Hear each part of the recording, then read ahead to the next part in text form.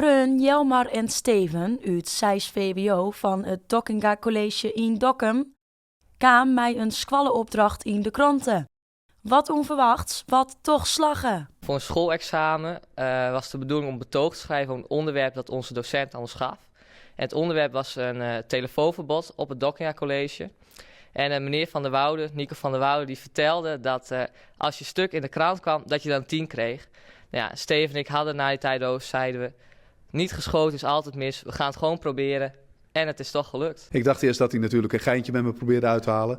Het is mijn eigen mentorleerling, een jongen met humor. Maar het bleek inderdaad zo te zijn. Dus ja, fantastisch voor de jongens. Leuke prestatie.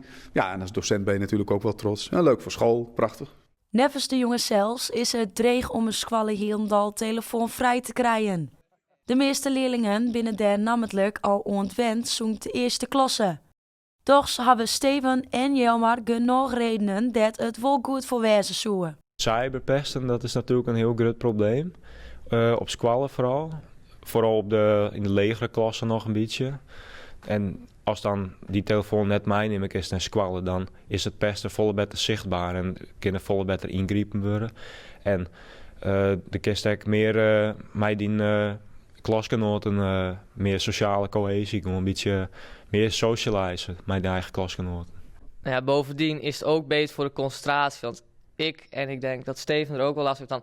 Stel je hebt dan die telefoon zo op je tafel liggen. Dan is toch, nou even kijken of ik een berichtje heb, even kijken.